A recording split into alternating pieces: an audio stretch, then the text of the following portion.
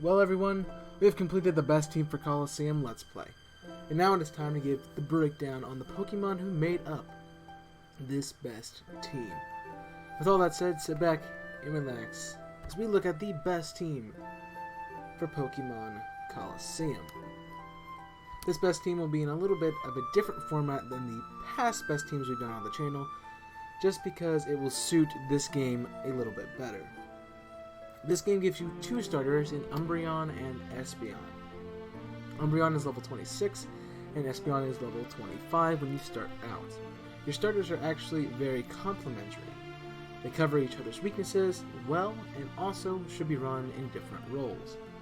Let's begin this breakdown with Umbreon. Umbreon is a Dark-type evolution. This Pokemon has a very nice defenses, both on the physical and special side of things. I recommend using Umbreon as a defensive wall that can wear down your opponents. Umbreon's best matchup in the game comes with Cypher Adamant Mirror B. Now, if Umbreon has Toxic and Confuse Ray at this point in the game, Mirror B's Ludicolo's will not be a difficult problem, even with their Rain Dish and Rain Dance sets. Other uses would be to take on any other Psychic types or Ghost types that you would find in the game. Umbreon also is a very solid switch-in to any attack you may come across. If you put any investment into Umbreon's defenses, or you get a high defense IV, Umbreon can even live a super effective fighting type move from any fighting type in the game that is about the same level as it is. I suggest a final move pool of Feint Attack to always be able to attack due to Feint Attack never missing, Toxic if you need to wear down an opponent, especially Mirror B's Ludicolo, Confuse Ray to have a chance to have the opponent damage itself and not your own team, and Bite for flinching, or Moonlight if you want to restore HP. Bite, Feint Attack, Confuse Ray, and Moonlight are all in Umbreon's level up moveset.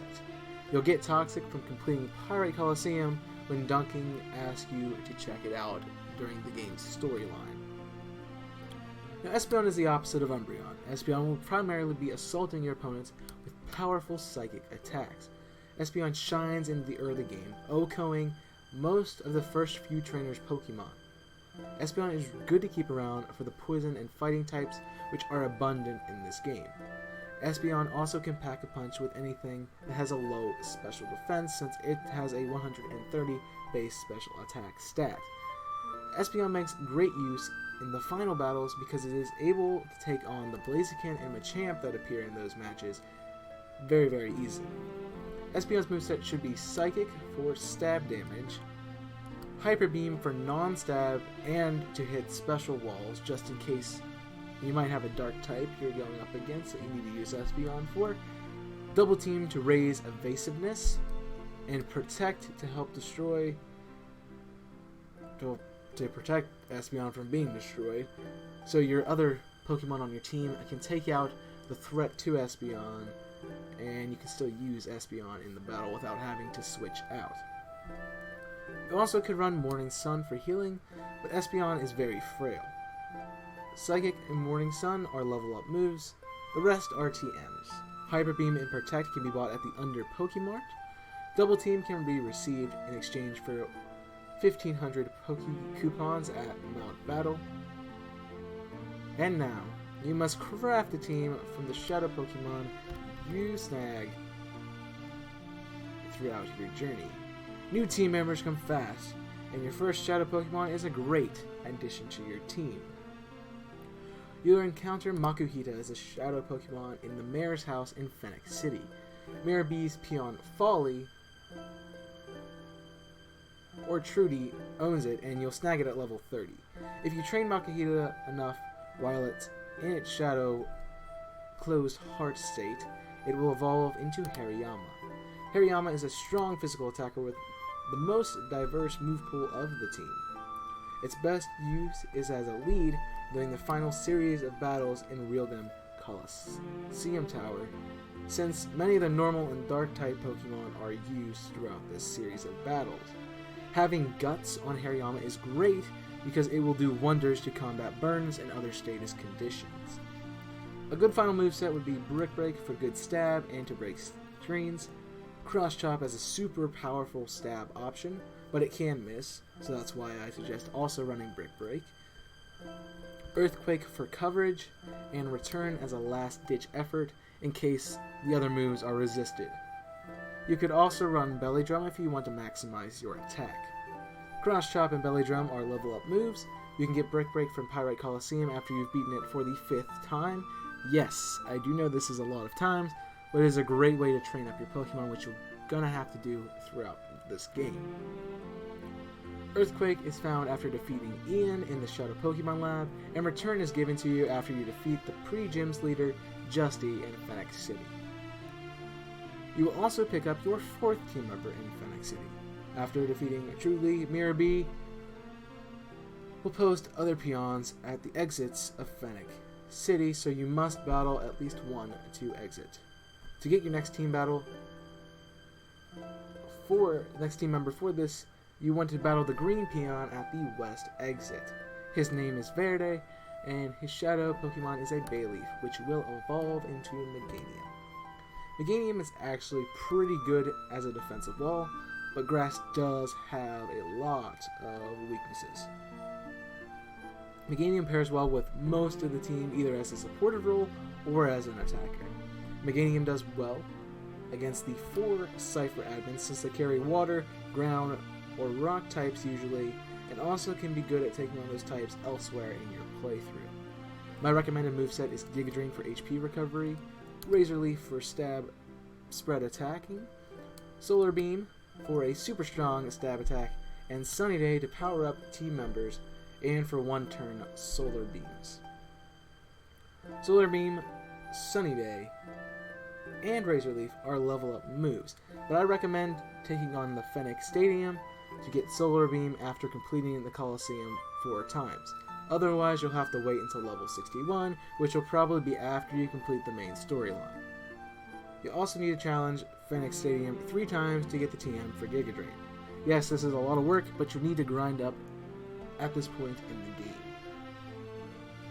Now you'll have to wait a bit for your next team member, but I recommend adding Noctowl, Skiploom, or Slugma that you get in Pyrite Town to cover some of your team's weaknesses at this point, and also to help you catch other Shadow Pokemon throughout the game. You'll finally be able to get your next team member after clearing out the Pyrite building that is the Cypher base in Pyrite Town. The top floor has you battle 2 of the peons, and one of them has your next team member, Mantine. Mantine is a good addition to your team, giving you nice options for the coming up Mirabee fight. Mantine has a good move pool, which it will be utilized to help you beat this game. Mantine really shines in the final battles as a solid lead for the fire, flying, and grass types that are used by trainers. It will also be your best option for taking out dragon types. You must be wondering about the move pool, so here it is. Water Pulse for stab and also a chance to confuse, Bubble Beam for stab and also a chance to lower the speed, Ice Beam for good coverage and to take on some of Mantine's weaknesses, and Wing Attack for a stab flying type attack.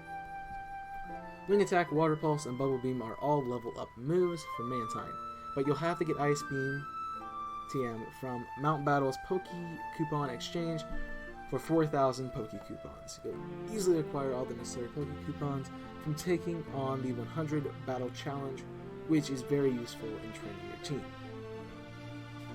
Your final member comes right at the beginning of the mid-game for Colosseum. When you get to Mount Battle, you have to battle and defeat Cypher admin Dakim, who is seeking the time flute from the area leader Vander. Dakim finishes off his ground-type team with the legendary dog Entei, which you can snag since it is Shadow. Once you catch Entei, I suggest heading to Relic Forest in Negate Village to use the time flute Vander gives you after you defeat Dakim to purify Entei. At this point, Entei will be your highest level Pokemon at level 40. Speaking of Entei being at level 40, this Pokemon is going to be a real challenge to capture. Make sure you do stock up on Pokeballs, Great Balls, and Ultra Balls before you go into this fight, and you definitely want to save before you take on Dakim just to make sure you do catch this legendary dog. Entei packs a powerful punch and is very fast. Entei will be great against Venus until you get to her water type, and it's also very helpful in your final battle. This thing can also take out most things with one hit. As for moveset, give Entei Bite for coverage and flinching, Stomp for coverage and flinching, Fire Blast for a super powerful stab attack, and Flamethrower for a 100% accurate stab attack. All of Entei's moves are learned by level up, but I suggest you use some of the Poke Coupons you get in Mount Battle to buy the Flamethrower TM for 4,000 Poke Coupons at the exchange. Well, there you have it, the best team for Colosseum. If you'd like to see this team in action, check out the best team for Colosseum Let's Play I did on the channel. There will be a link popping up on your screen. Let me know what you think of this team in the comments section below, and if you did enjoy this video, leave a like and subscribe for more content from me. Go check out my sponsor, Cinch Gaming. There's a link in the description, and if you find something you want to purchase, use code CHAOSMAY to get 5% off all your items. Thanks again for watching. Until next time, I'm CHAOSMAY006, signing off. Burn it up.